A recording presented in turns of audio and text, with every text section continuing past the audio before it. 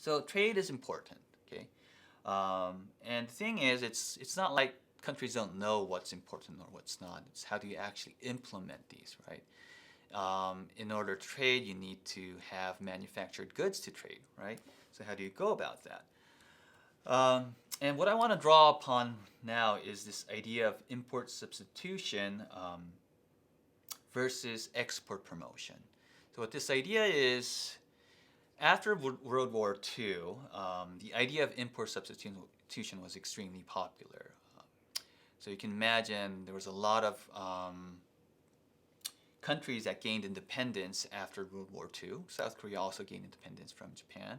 You can think of many countries in Southeast Asia, Africa, South Asia, and South America, right? And what almost all these countries pursued was a strategy called import substitution. And the ideas was that, okay, they finally became independent of their colonial masters, and they want to be independent, they want to grow. And in order to do that, they thought, okay, we need to develop manufacturing industries that like we saw in our colonial master countries like UK or France. And what they decided to do is, okay, we're not going to import these manufactured goods from these countries, but we're going to try to develop them within our own country. And that's this idea of import substitution and trying to develop an infant industry. So this is called the infant industry argument.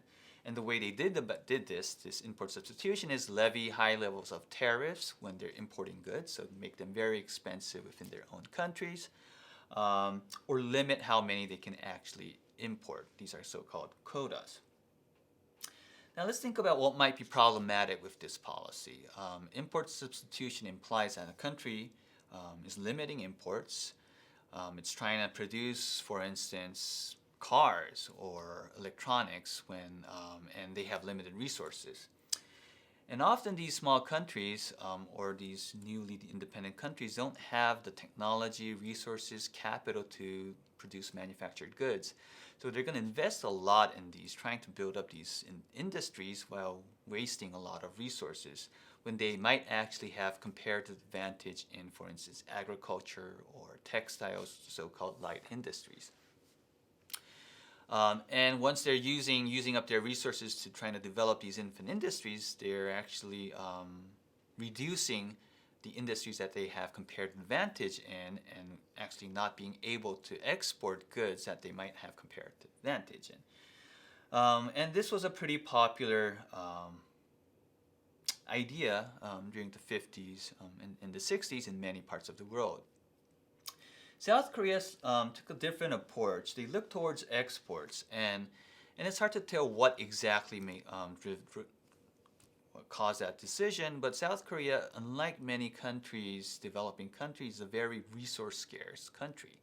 You can think about many developing countries that might have oil or minerals, or they have something to rely on to export, to get cash. But in the case of South Korea, they didn't have anything at all. Basically what they had was people and barren land after the Korean War. So back then, some people, I'll talk about him later, but the dictators or the military regime back then realized that, okay, the only way for this economy to grow is to export.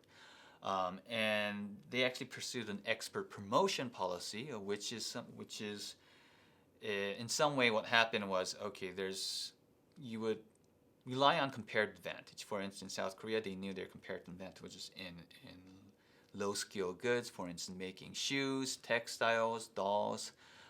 They focused on that and export that as much as possible. But also they needed to be competitive in the export market. The export market is more competitive than the domestic market. If you think about, if you want to export to the US, it's a much competitive market. So in order to promote technological growth or promote these firms to actually be competitive, the government provided subsidies or loans to only successful exporters. So actually these exporters had to compete amongst each other to get government support.